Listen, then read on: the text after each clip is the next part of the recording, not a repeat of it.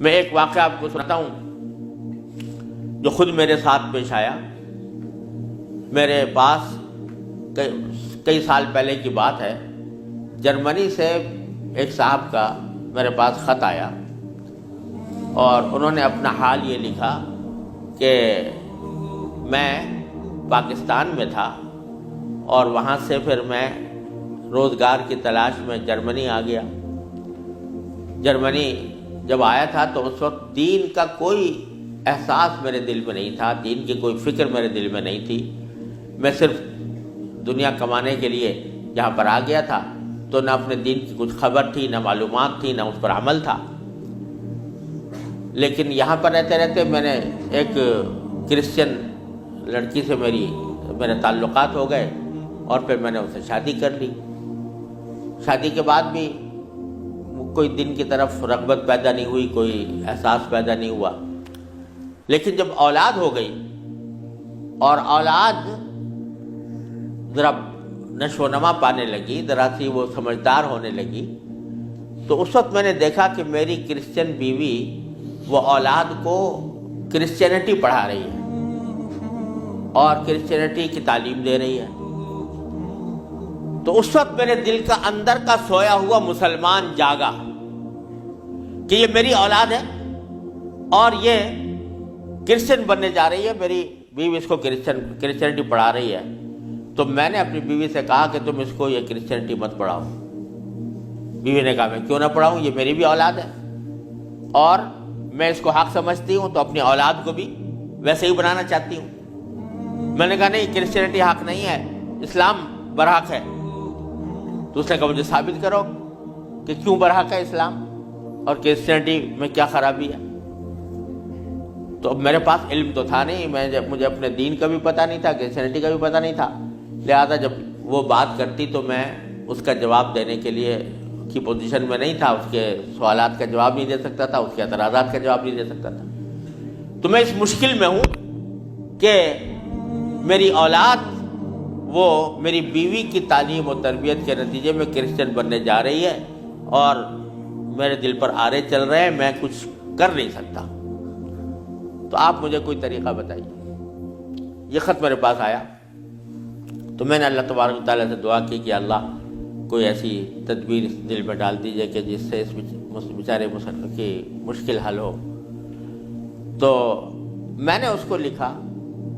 کہ ایک تو میری کتاب ہے واٹ از کرسچینٹی کے نام سے، جس میں کرسچینٹی کے بارے میں تفصیل ہے، تو وہ کتاب میں نے بھیجی اور ساتھ میں اس سے کہا کہ آپ اپنی بیوی سے بحث کرنا بند کر دیں، کیونکہ بحث کرنے سے کچھ فائدہ نہیں ہوگا، آپ کو خود معلومات نہیں ہے اور بحث کرنے سے ویسے بھی فائدہ نہیں ہوتا۔ جب بحث مباحثہ شروع ہوتا ہے تو ہر ایک آدمی چاہتا ہے دوسرے کو زیر کر دے، اس سے کوئی خاص فائدہ نہیں ہوتا۔ تو آپ بحث کرنا تو بند کر دیں، البتہ ان کو دو باتوں پر آمادہ کر لیں۔ ایک بات تو یہ کہ اس سے یہ کہیں کہ بھئی خدا کو تم بھی مانتی ہو اور میں بھی مانتا ہوں، اور یہ بھی مانتی ہو کہ خدا سے دعا کی جاتی ہے، تو آؤ ہم دونوں بیٹھ کر یہ دعا کریں، اکٹھے بیٹھ کر یہ دعا کریں کہ یا اللہ اگر اسلام برحق ہے تو ہمارا سینہ اسلام کے لیے کھول دیجئے، اس پر عمل کی توفیق عطا فرمائیے، اور اگر کرسچینٹی برحق ہے تو پھر کرسچینٹی کے اوپر ہمارا دل کو مطمئن کر دیجئے۔ دونوں مل کے یہ دعا کیا کریں۔ ایک تو اس بات پر اس کو آمادہ کریں، دوسرے اس بات پر آمادہ کریں میں کتاب بھیج رہا ہوں کہ وہ کتاب کا مطالعہ کر لیں۔ میں نے یہ لکھ تو دیا، اللہ تعالیٰ سے دعا بھی کی کہ اللہ میں نے لکھ تو دیا ہے، اس کو مؤثر و مفید بنا دیجئے۔ کچھ عرصے کے بعد اس ساتھی کا خط آیا، اس نے لکھا کہ الحمدللہ میری بیوی نے آپ کی دونوں باتیں تو مان لی ہیں اور کہا کہ یہ دعا بھی کروں گی اور یہ کتاب بھی پڑھوں گی، لیکن ابھی کوئی فرق نہیں آیا، معاملہ کیوں کا توں ہے۔ تو میں نے پھر ان کو خط لکھا کہ آپ گھبرائیں نہیں اور اس عمل کو جاری رکھیں، دعا کرتے رہیں، تو گھبرائیں نہیں۔ اس کے کچھ عرصے کے بعد ان کا خط آیا میرے پاس، اس میں انہوں نے لکھا کہ عجیب و غریب واقعہ ہو گیا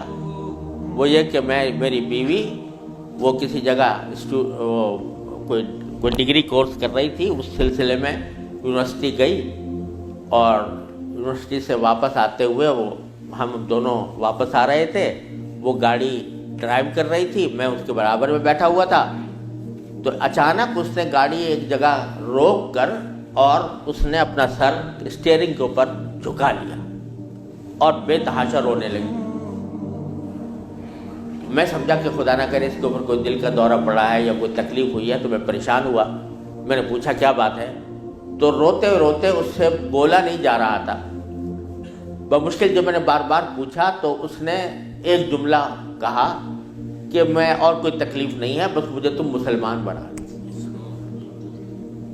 اسلام میں قبول کرنا چاہتی ہوں۔ کہتے مجھے اپنے کانوں پر اعتبار نہیں آیا کہ یہ وہی عورت ہے کہ جو اتنی شدت کے ساتھ مجھ سے بحث کیا کرتی تھی، اور اب یہ کری کہ میں نے کیا کہا، تو بار بار میں نے اس سے پوچھا تو اس نے کہا کہ نہیں، میں سچ کہہ رہی ہوں کہ مجھے مسلمان ہونا ہے، تو مجھے کہیں لے جا کر مجھے مسلمان بناؤ۔ میں پھر اس کو فوراً اسلامی سینٹر میں لے گیا، وہاں جا کے اس نے کلمہ شہادت پڑھا، مسلمان ہوئی، اور اس نے خط میں لکھا تھا کہ یہ اتفاق سے یہ دن رمضان کا تھا، اور آج پہلا موقع ہے کہ ہم دونوں نے سحری میں اٹھ کر ہم دونوں نے اکٹھا روزہ رکھا ہے، اور آپ کو خط لکھ رہے ہیں، اور دوسرا خط میری بیوی کی طرف سے ہے۔ تو دوسرا خط اس کے ساتھ تھا اس کی بیوی کی طرف سے، اور اس نے مجھے لکھا تھا کہ میں آپ کا شکریہ ادا کرتی ہوں کہ آپ نے مجھے ایک ایسا طریقہ بتایا جس کے ذریعے اللہ تبارک و تعالیٰ نے مجھے ہدایت عطا فرمائی۔ تو یہ میرے خود اپنے ساتھ پیش آیا ہوا واقعہ ہے۔ اللہ تعالیٰ سے اگر ہدایت مانگی جاتی ہے وہ دعا رد نہیں ہوتی۔ یعنی بہت سی دعائیں جو ہم دنیا کے لیے مانگتے ہیں کہ یا اللہ ہمارا روزگار لگ جائے، ہماری دولت میں اضافہ ہو جائے، اس میں ضروری نہیں کہ اللہ تبارک و تعالیٰ وہی چیز دے دیں جو آپ نے مانگی ہے، اس لیے کہ بعض اوقات اللہ تعالیٰ کے علم میں ہوتا ہے کہ یہ چیز اس کو دیں گے تو اس کے لیے نقصان دہ ہوگی، کوئی اور چیز دے دیتے ہیں، اس سے اچھی چیز دے دیتے ہیں۔ بعض مرتبہ آدمی مانگتا ہے کہ مجھے میری دولت میں اضافہ ہو جائے، لیکن اللہ تعالیٰ جانتے ہیں کہ اس کی دولت میں اضافہ ہوگا تو پتہ نہیں یہ کس وادی میں جا کے گرے گا، لہذا وہ نہیں دیتے اس کو، لیکن دعا کا ثواب اس کو دے دیتے ہیں۔ اسی طریقے سے بعض اوقات دنیا کے بارے میں اگر یہ ہو کہ بھئی یا اللہ میاں مجھے محسن فرض کرو کہ بیمار ہے تو شفا مل جائے، تو بیماری کے اندر بعض اوقات